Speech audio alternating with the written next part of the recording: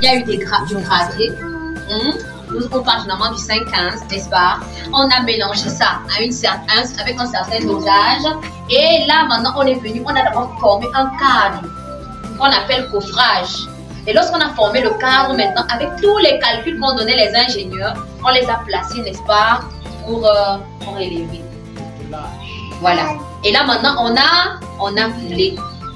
Et il est placé là, directement.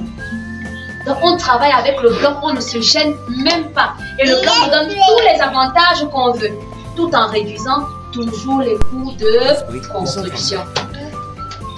Une autre question. Oui, mon bébé.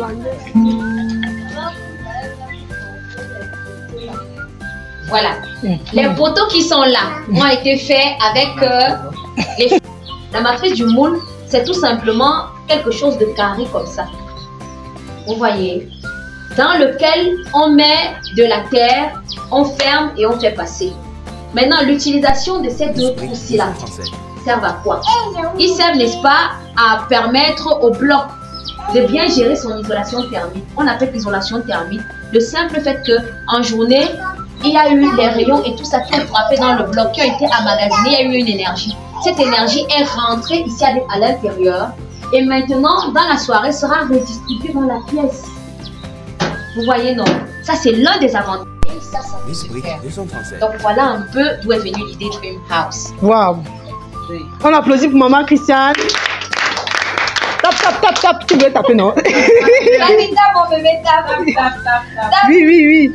Ça, c'est magnifique. Magnifique. Posez les questions. Profitez comme elle a là. Posez les questions.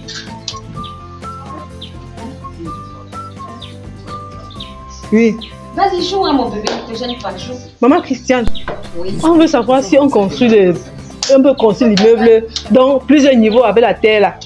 Oui. On peut construire plusieurs niveaux avec la brique. Mais il faut savoir qu'avant de construire avec la brique, il y a des petits tests et des analyses qui sont faites et qui permettent que chaque fois que tu montes d'un niveau à un autre, que ce soit plus léger le bloc que tu mets en haut. Parce que plus on va en hauteur, plus ça doit être léger. Vous voyez? Donc on doit avoir des moules sophistiqués et chaque fois qu'on pose un bloc, on monte pour un niveau, etc. Donc on respecte ces normes-là. Donc vous pouvez avoir la maison que vous pensez, la maison de vos rêves, et vous pouvez l'avoir avec les briques. Est-ce que tu vas le montrer? On devait montrer aux enfants comment on fabrique les briques là. Oui. C'est vrai que là, la machine a été bougée. Mais on ira voir la machine dehors. Hein.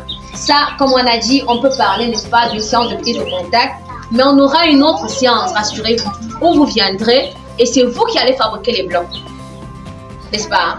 C'est-à-dire que chacun en venant aura mis sa tenue de combat. Et lorsqu'on vient, on va porter un seau de terre, on va dire qu'on met, on va porter également le sable, on va le mettre, la petite quantité de ciment qui sera, on va le mettre et vous-même vous allez tourner, n'est-ce pas? Et lorsque vous avez fait le mélange, la machine est là, elle est posée, vous allez la mettre et puis vous pressez.